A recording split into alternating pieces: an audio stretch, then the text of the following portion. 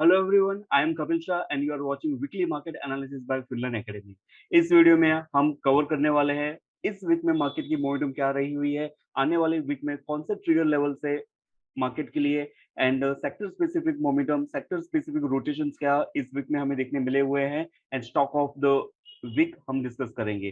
तो इस वीडियो को जरूर से अंत तक देखिएगा और हमारी चैनल को सब्सक्राइब कीजिएगा।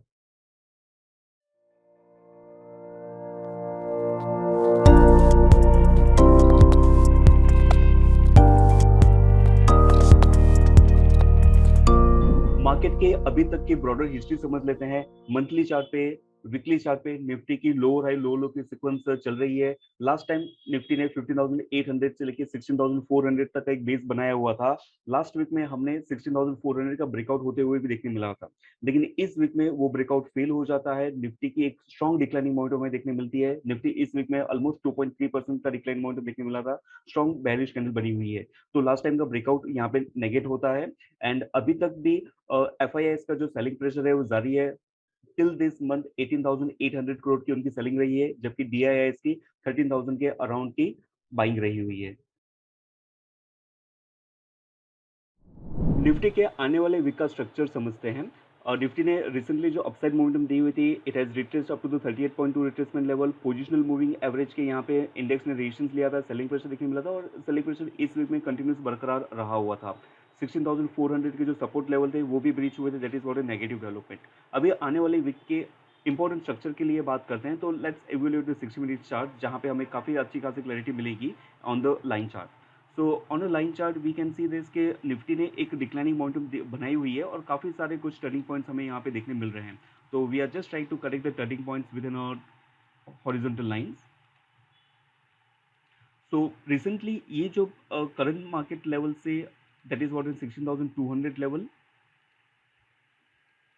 Towards the immediate high level, कि जो जहाँ पे काफ़ी सारे मल्टीपल टॉप्स अभी देखने मिले थे, that is nothing but in 16,400 level. तो 16,200 से लेके 16,400 का एक इमीडिएट रेजिस्टेंस पैच बनता है।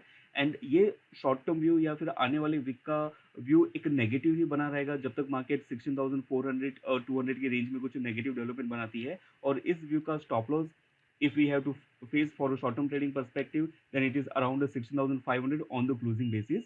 तो ये एक इमीडिएट स्टॉप लॉस लेवल बनता है। और ब्रॉडर स्टॉप लॉस लेवल की अगर हम बात करते हैं तो 16,800, जहां से मार्केट का एक स्ट्रॉन्ग डिक्लाइनिंग मोमेंटम बना हुआ था। तो 16,700 लेके 16,800 एक रेजिस्टेंस लेवल बनता है। On the down side Nifty की डिक्लाइनिंग मोमेंटम हम देखते हैं, तो सबसे पहला सपोर्ट लेवल इंडेक्स को जो इमीडिएट टर्निंग पॉइंट है, दैट इज अराउंड 15,900, वो एक लेवल बनता है। और इसके नीचे next best support level index का 15,800 के यहाँ पे देखने मिलता है। So to summarize the thing, overall view negative है। 16,400 से लेके 16,200 एक रेजिस्टेंस बैंड है।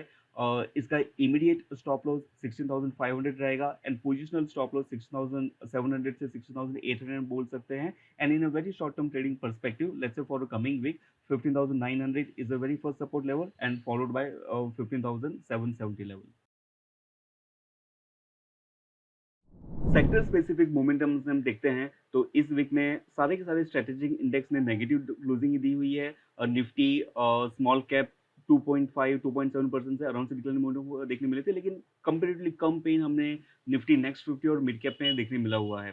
ऑन द अदर साइड हम कमोडिटी के साइड में देखते हैं, तो commodity sectors has again started to boom up after its an initial retracement और अपने जो इंपल्स मूव को फिर से वो कंटिन्यू कर रहे हैं। क्रूड ऑयल का लगातार एक ऊपर की ओर बढ़ना कंटिन्यू ही है। गोल्ड एंड सिल्वर में भी इजाफा देखने मिला हुआ है और यूएसडी आईएनआर में एक वीक के अप्रिसिएशन के बाद में फिर से वो अपने डेप्रिसिएशन मोड में आ गया है। स्टॉक सेक्टर स्पेसिफिक हम देखते हैं, तो सीपीएसई और पीएसई सेक्टर, जैसे हमने प्रीवियस वीक में भी बात की हुई थी कि ये सेक्टर्स में काफी सारे अच्छी स्ट्रेंथ है। और इस वीक में भी despite the market is down by 2%, CPSE का ऑलमोस्ट 2% से पॉजिटिव मूव दिया हुआ है। So there is in kind of 4% outperformance we can say, क्योंकि सीपीएसई के स्टॉक काफी सारे क्रूड ऑयल के करेक्टेड होते हैं। तो क्रूड ऑयल की मोमेंटम की वजह से काफी सारे stock like ONGC oil stock ने पिकअप किए हुए थे, तो हमें सीपीएसई में काफी अच्छी मोमेंटम देखने मिली हुई थी। ऑटो सेक्टर की भी मोमेंटम काफी अच्छा हमें देखने मिला हुआ था। टू व्हीलर्स थ्री व्हीलर्स में काफी मोमेंटम देखने मिल रही है। और इनिशियल स्टेज पे पहले के जो ऑटो एंसिलरी स्टॉक्स थे, वहां पे जहाँ पे इतनी कुछ खास मोमेंटम देखने नहीं मिल रही थी, तो अभी धीरे धीरे से वो पिकअप करते हुए देखने मिल रहे हैं।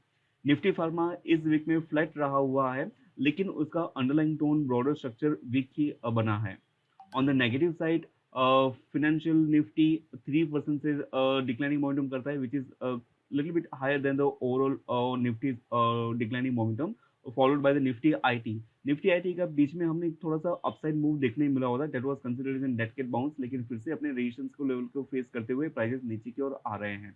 और मेटल सेक्टर का भी कुछ इस तरीके से ही हमें देखने मिल रहे हैं कि मेटल सेक्टर ने काफ़ी अच्छी मोमेंटम के बाद, काफ़ी सारे महीनों के कंसोलिडेशन के बाद एक नेगेटिव मोमेंटम इसमें भी हमें कंटिन्यू होता हुआ देखने मिल रहा है।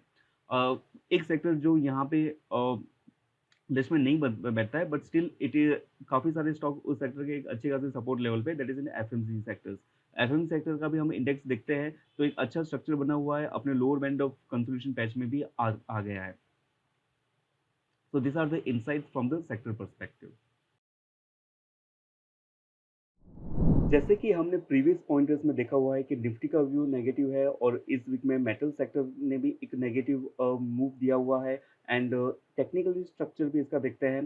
तो जो पहले की इसके जो टर्निंग पॉइंट है, तो वहाँ पे एग्जैक्टली निफ्टी मेटल ने रेजिस्टेंस लेके एक डिक्लाइनिंग मोमेंटम रजिस्टर की हुई है। फिलहाल निफ्टी का लेवल 5200 के लेवल के अराउंड का आता है, और उसका जो नेक्स्ट बेस्ट सपोर्ट लेवल है that is around 5040 level.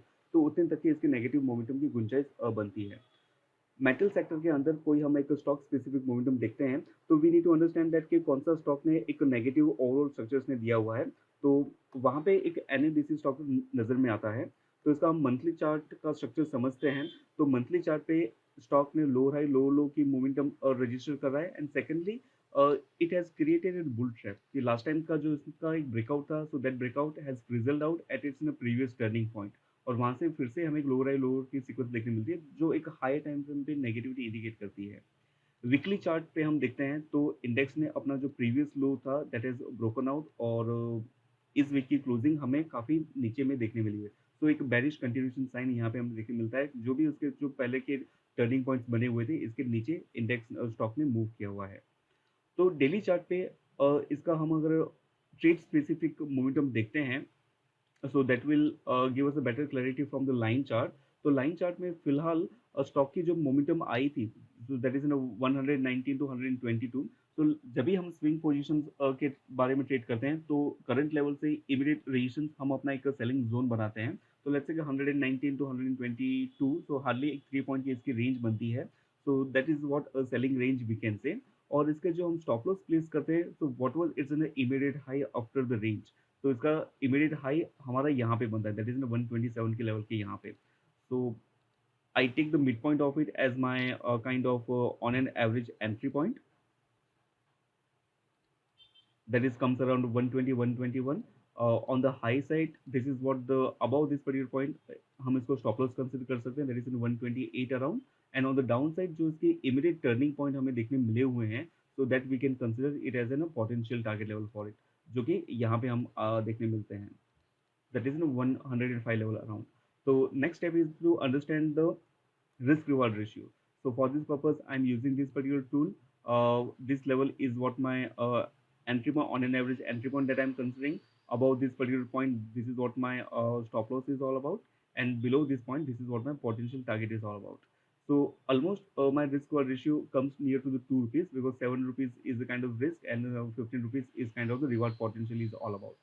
So let's see in coming week how the things has unfolded. और इस वीडियो में जो भी हमने निफ्टी के बारे में, सेक्टर के बारे में, स्टॉक के बारे में हमने बात की हुई है, that is all for the educational purpose only. Thank you so much.